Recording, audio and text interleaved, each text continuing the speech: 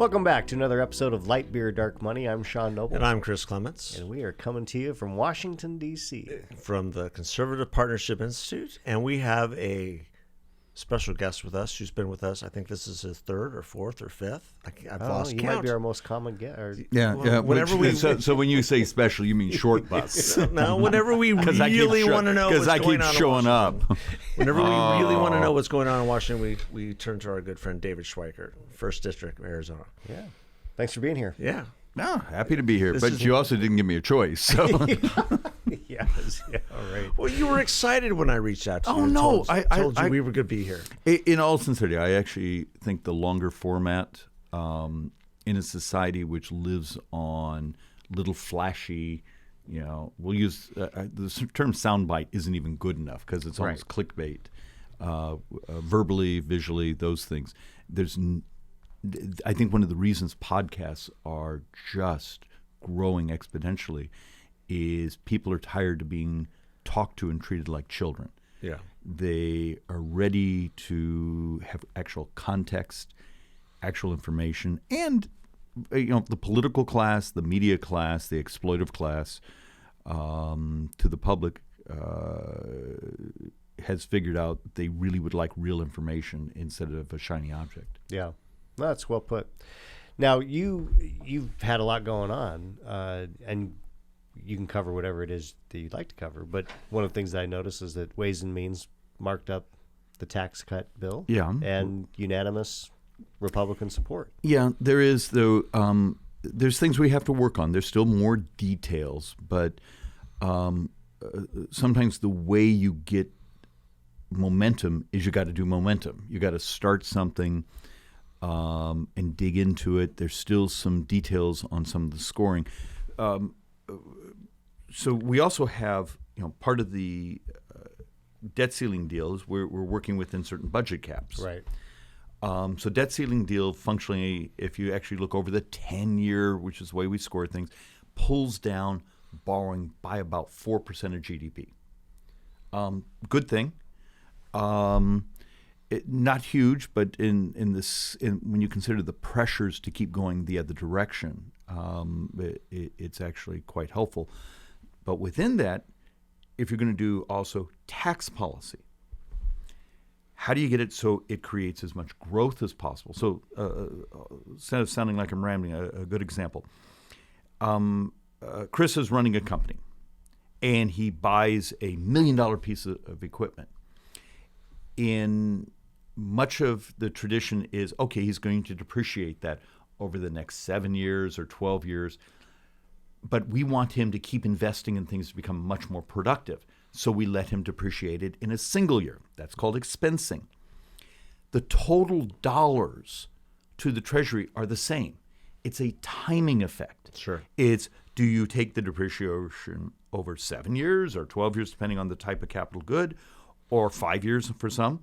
Or do you take it instantly? And there becomes part of the screwy thing we're dealing with. We know from the 2017 tax reform, much of the economic growth came from capital expenditures, so trying to make society more efficient, more productive, because what are the two ways you pay workers more? Inflation, which doesn't mean you get anywhere, or productivity. Right. If you want to raise workers' salaries, you got to raise productivity. And you need newer, better, faster equipment to do that, whether it be software or some machine. The debate in tax policy right now is, if you do it in the 10-year window, expensing looks like it costs lots of money. If you do a perpetual horizon saying, okay, it's this, expensing actually doesn't cost anything because it's just a timing effect of when you get your deduction.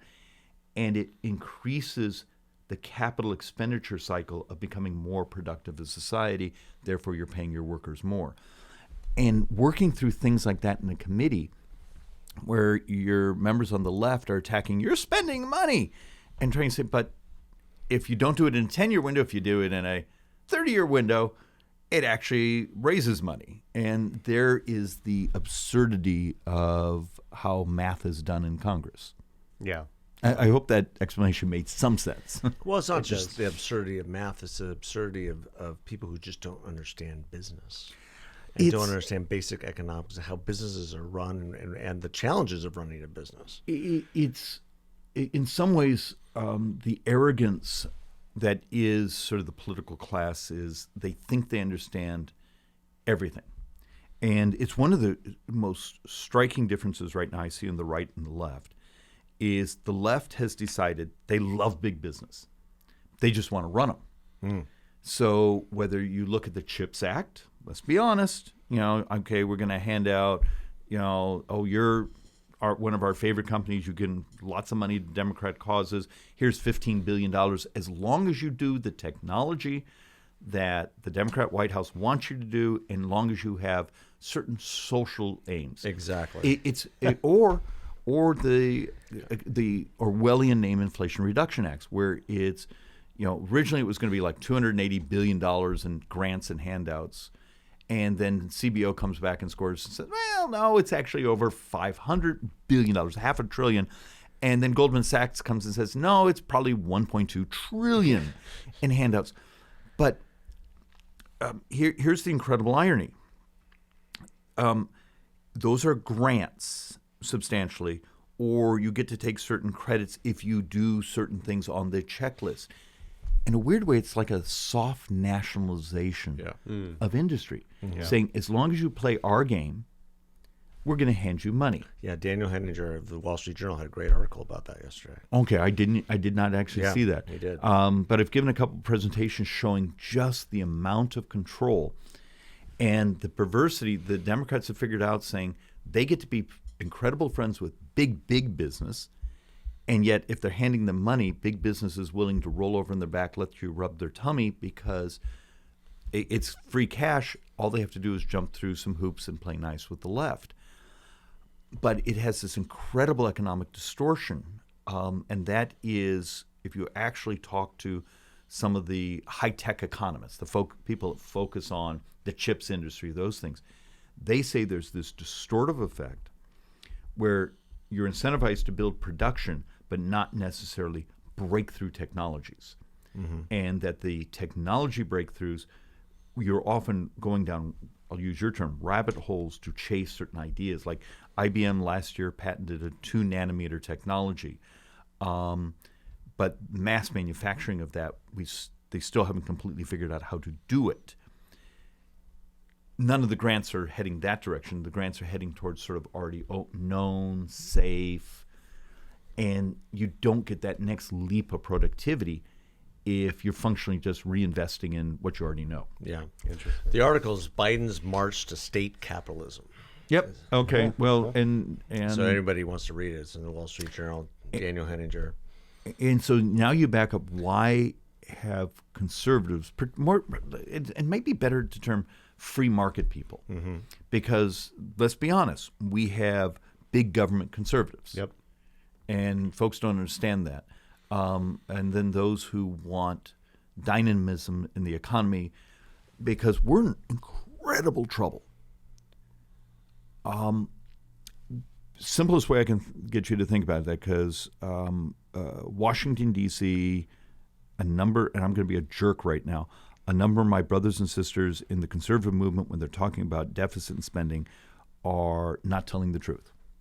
They're making crap up. No, really? And some of them hold themselves up as budget experts. Oh, we're going to grow at 3.8% GDP or 2.9%, where the best economists we have saying, no, we're flatlining. Yeah. We're going to be at 1.8%. And things like that. So you end up building budgets that are complete frauds, but they sound good. I can balance in 7 years. If I just wipe out the government and I get rid of this and I cut into Medicare and we grow at almost 2 times the actual baseline, and they end up on television sounding like, isn't it horrible that these other folks won't agree to, a balance in 7 or 10 years? And you're looking at the math going, it's a fraud, but they raise money on it. Right. So give you an example. This year, we may come in, my number's a little more pessimistic than my economists. I'm senior Republican over Joint Economic. So I have a handful of PhD economists that work for me. I was just in the office with them, and I'm number 4 on Ways and Means. we're sort of seeing a 1.819, so $1.9 trillion borrow in this fiscal year. Wow. Every dime of discretionary is pretty much 1.8 trillion.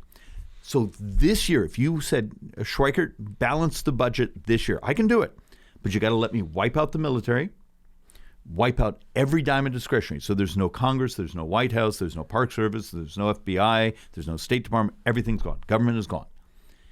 And even then, the very next year, if things continue this fast, we have to start borrowing money to send out Medicare payments. And in functionally 8.5 years now, 9 years, Social Security Trust Fund is gone. And Ma and Pa, who are receiving a Social Security check, get about a 25% cut. We'll double senior poverty. And this lack of understanding that we're hitting numbers that we weren't supposed to hit for like 9 more years. This year's deficit is closer to what we should have had a few years from now. Yet we're going to play make-believe, saying, well, we're going to grow like this and we're going to cut this here. Until we're willing to have the conversation, almost 100% of the next 30 years of debt is functionally 2.5 things. It's healthcare costs. It's the interest on the debt. And if 9 years from now, the general fund backfills Social Security, the shortfall in Social Security, that's it. Everything else is pretty flatlined.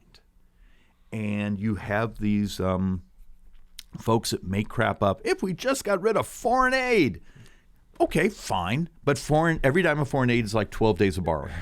Yeah. We have one woman in North Phoenix, sweet as can be, but she's thoroughly in her head because she once saw it like 40 years ago that if you got rid of congressional salaries, okay, we're probably overpaid for the quality of our work product.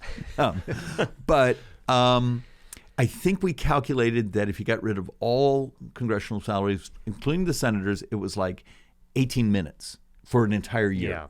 Yeah. We borrow $51,000 a second. Functionally, at the end of the decade, we're closer to $90,000 a second.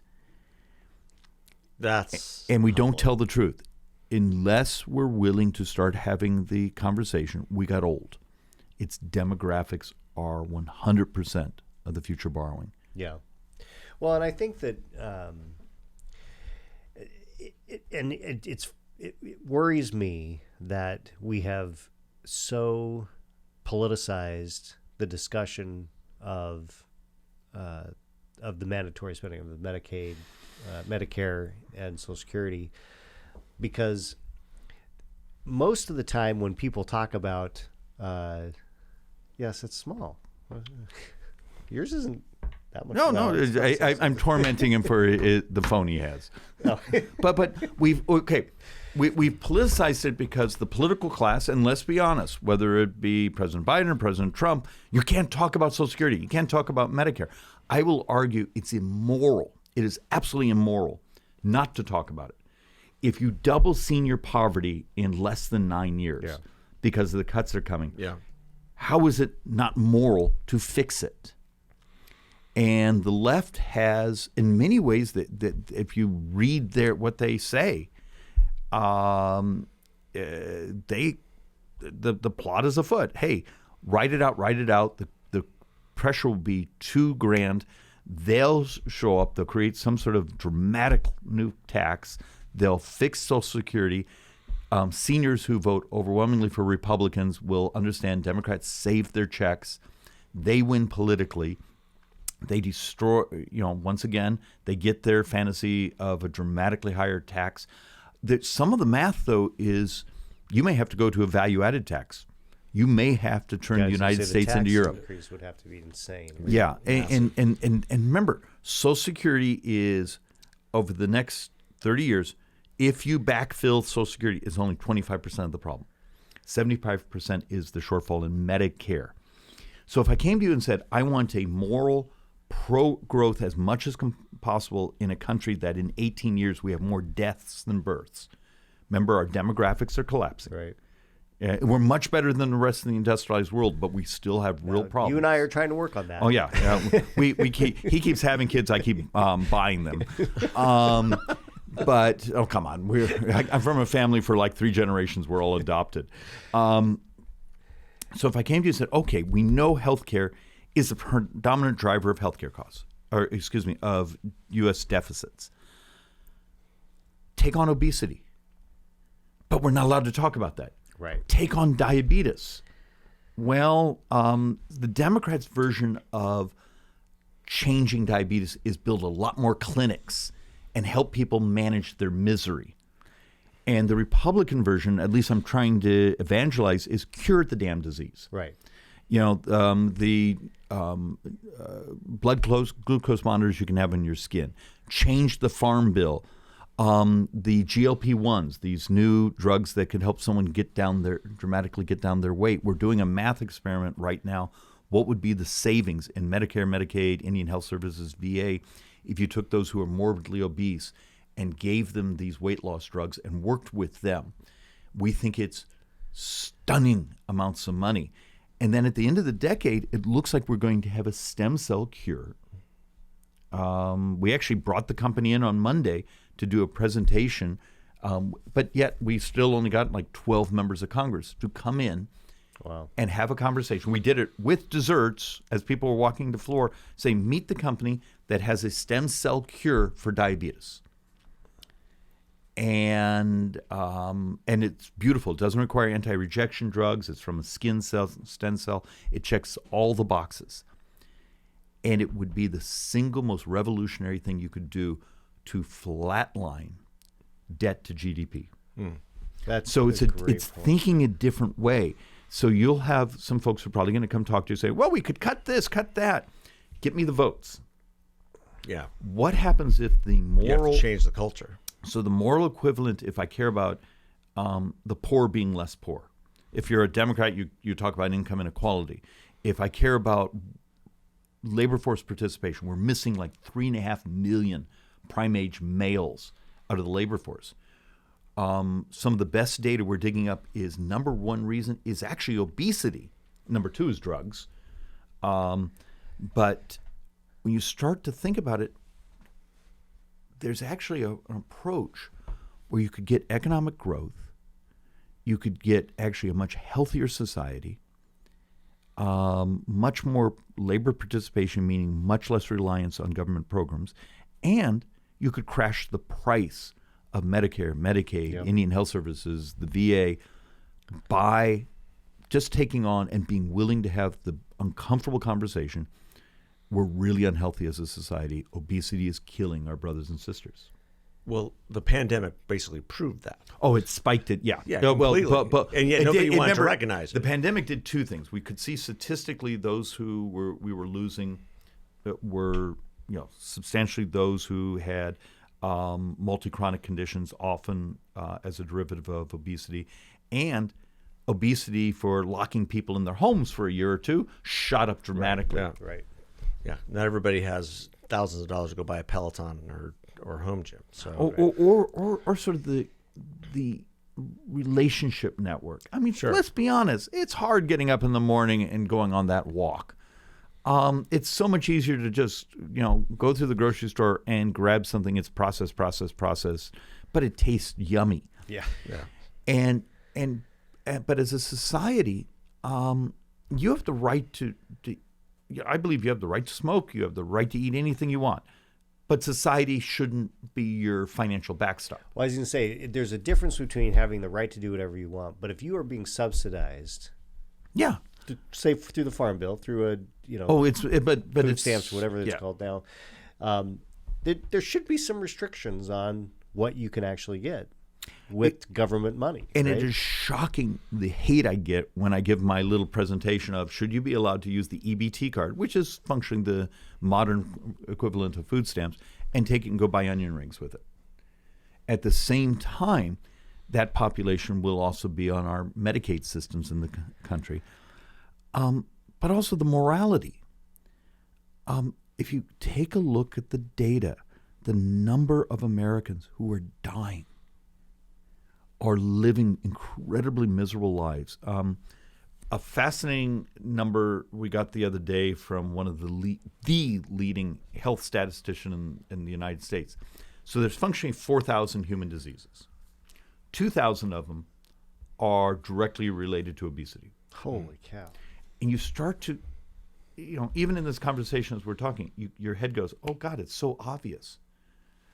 And yet the political class, the lobbying class, where the money is, will go to war, just like they went to war with us when we tried to do telehealth, because it changes the financial model and if healthcare is 20% of the economy, you understand we're dealing with trillions and trillions and trillions of dollars.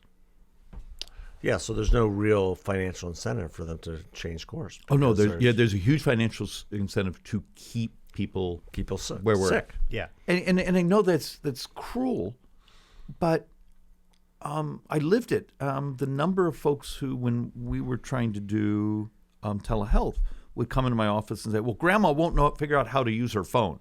Well, it turns out when the pandemic hit, Grandma figured out how to use her phone. Right. And those same lobbyists, I see in the hallway, and I torment them, and they very clearly say, look, I'm paid to tell you a story. It is what it is. Yeah. It just, sometimes I love talking to you, but sometimes I get so depressed. Well, look, I gave you some of the front lines. But David, to your credit, you're the only one. I mean, there's a couple out there who are willing to stand up in a room, and I've seen you do this several times. Talk about the phone being the future of so many different things that can change in terms of telehealth, medicine, and people look at you like you're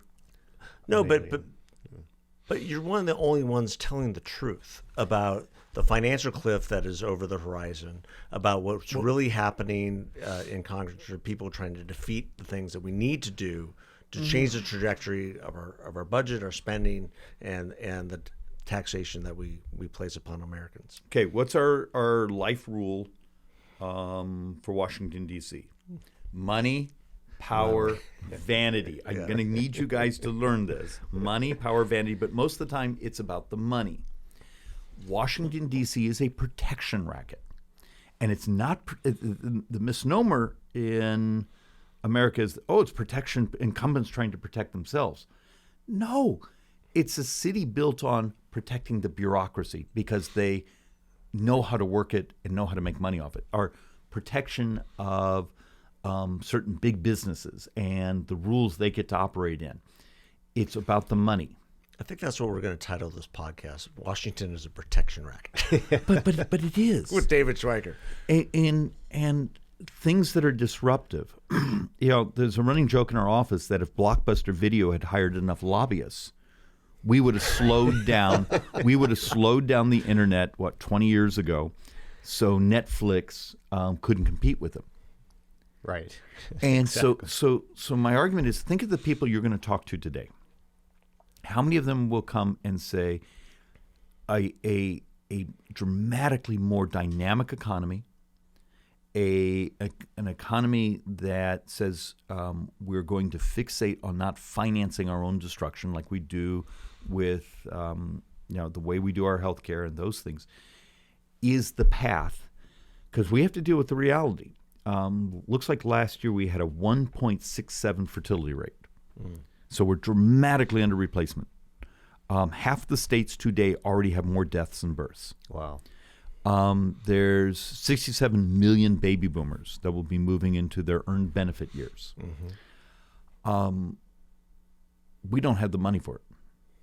And so you say the coming debt crisis, we're pretty much on the cusp of it already. Yeah. As interest rates, if they hold this level for even a couple more years, for anyone listening, and I got this off the Bloomberg terminal, but I think you can actually find the article out there. A couple weeks ago, Bloomberg Intelligence, their two lead economists, did a study, and they were trying to look at the agreement after the debt ceiling. And look, they were fairly complimentary on saying, okay, looks like they pulled debt to GDP down by 4%. In a economy at the end of the decade that's going to be 39 trillion, that's a lot of money. But then they went and said, but here's your problem. Higher interest rates are consuming everything in their path. Healthcare costs, particularly healthcare inflation, may be double, triple baseline inflation. Senior utilization of healthcare because of how many things were postponed during the pandemic. And then there's the thing we often never talk about, and this is, remember one of my earlier comments about the amount of budget fraud that's around here. Just one of the baseline things in the budget agreement is attached to the debt ceiling is non-defense discretionary is 11% of the budget. That's all we were allowed to touch. Remember, you can't touch defense, you can't touch, the 75% of the budget that's on autopilot. So you got 11% here. So it's functionally a $700 billion baseline. Stunning amount of money. We just removed $100 billion out of it. So now you got a $600 billion baseline. The economists calculate that removal of just that $100 billion in government spending is a loss of a half point of GDP. Now you got to do it. You don't have a choice. Right.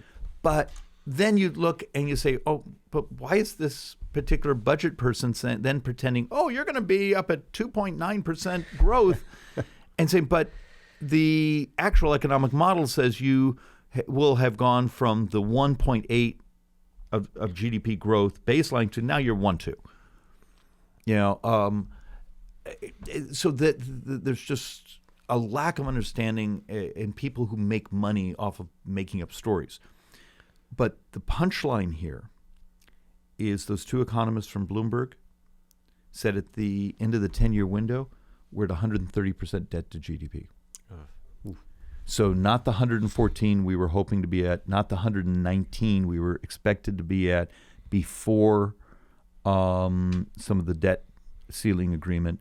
And then Moody's Analytics was much more optimistic. They thought we'd be at 121% of debt to GDP. If the 130 is real and interest rates, sort of split the difference between, the old days when money was free and where we're at today, you're talking about a $2 trillion interest cost a year. That's unbelievable. That's more than all defense and discretionary today. Yeah. And that's within that's like nine years from now for budget-wise. The wheels are already coming off. And once again, we have people bouncing around here saying, well, we're going to, pretend, because you can't get in front of that town hall. You've been at some of them where I get booed showing the math. Right. And you're going, oh, Facts. God, oh, God. But the math always wins. Yeah. And it's partially because the political class... The one thing you've educated us very well on all your visits here to Light Beer, Dark Money is that politics is math. It is. And government is math. And for some reason, that just drives people insane. So people on the left, we're just going to raise taxes more on people over 400,000. Okay. People over 400,000 is 2% of the population. You're really going to finance the debt and the borrowing and those things off that 2%. It's just, and I have lots of charts and I've done lots of presentations. It's just absurd. And then the Republican side, well, waste and fraud and foreign aid will be fine. Everyone's a sinner in this. Yeah. So walk us through this last debate with the debt ceiling and what was real and what was phony. Okay, we have the time that we have left. Okay, we have a family rule. If you see someone sending you text messages or emails asking you to send them money in the middle of a political flare-up, what you often hear them saying is about the contribution they're trying to extort from you.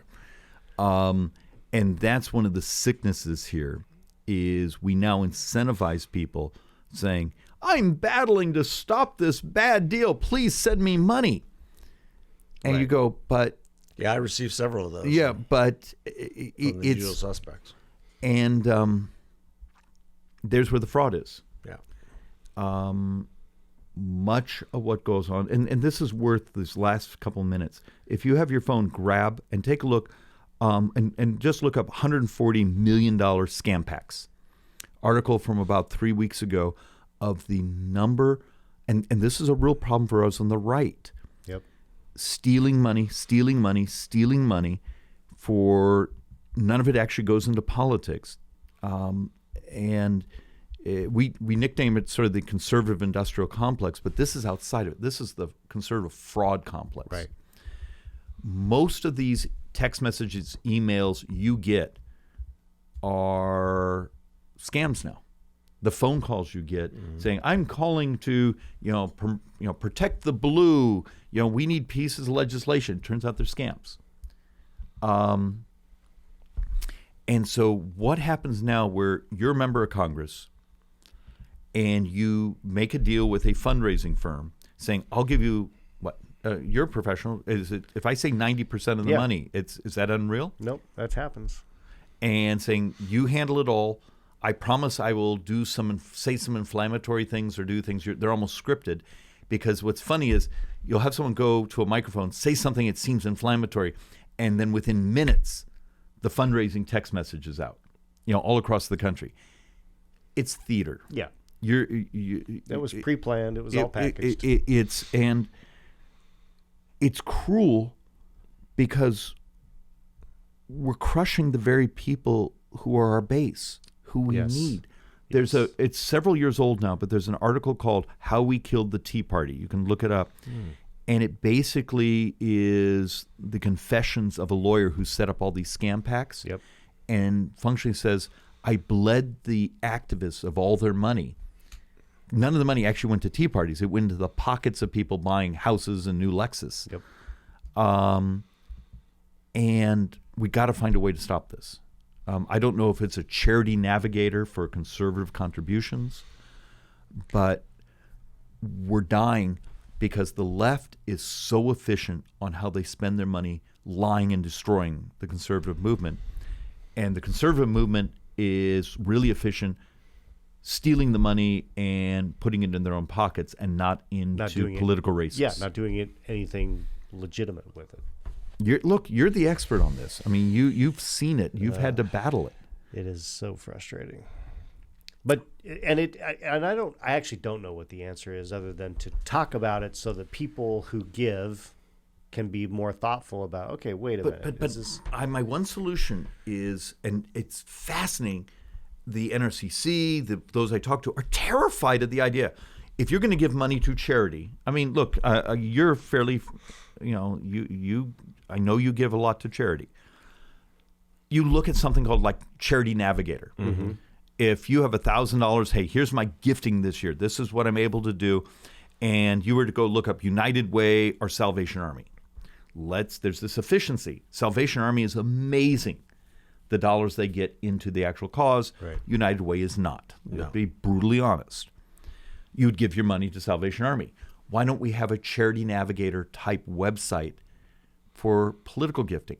Because there's these great sounding packs, and none of the money ever goes into an ad, or ever goes into putting people in the street and knocking doors. Into the PAC's pocket. Yeah, absolutely. Or to lawyers defending exactly people who are in legal trouble. And this is the reality, and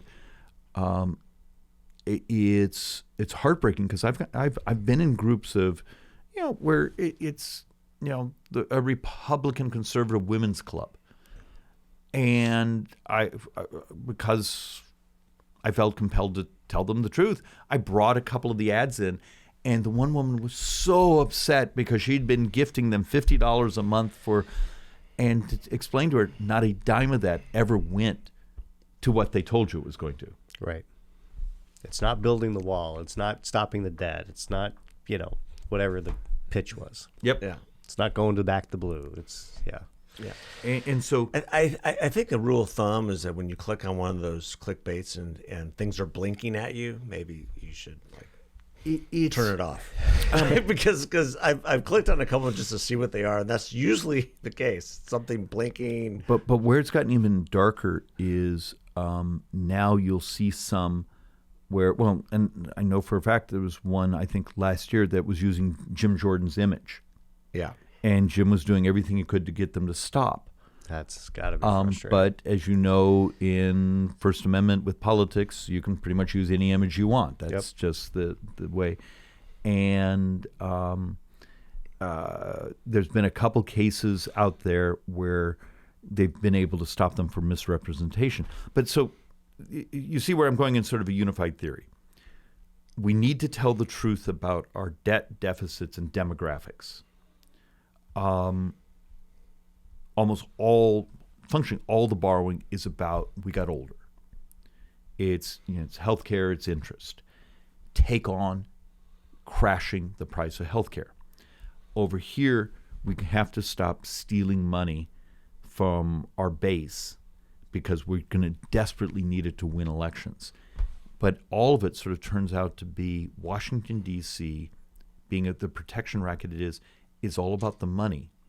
But the money isn't making America healthier and better, more competitive. It's about sort of a royal class who get to either exploit it, stick it in their pockets, or make a living off of it. Wow. Well, on that happy note. Well, but it's look, having a number of family members in 12-step programs. First step is admitting you have a problem. Yes. Yeah. Exactly. Well, Congressman Schweikert, it's been fantastic having you. We appreciate. But you it. say that. Yeah, it has, because it's always an education. Look, you're the idiots that keep inviting me back. No, it's always a great education, and it's always a severe dose of reality. Well, and it's important for our listeners to get what's truth on the inside when it comes to the bubble of Washington, D.C. When it comes to the budget and the spending and taxation regulation, where there's nobody better than David Schweikert. I'm sorry, but I got to drag you one more step more cynical. It's beyond the bubble of Washington. It's now what you watch in your cable news. Yeah. It's the blogs you look at. It's the conservative news websites. So many of these, even though it's wonderful reaffirmation and it's fun to look at, you just shake your head on how often it's, well, okay, that's interesting, but we just borrowed another $51,000 in the last second, and that's what you're going to focus on. Yeah. And there's the perversity that has become the exploitation of the conservative movement. Well said. Well, thanks, everybody. As we're here at CPI. Have a great one. Thanks again. Thanks for listening. God bless.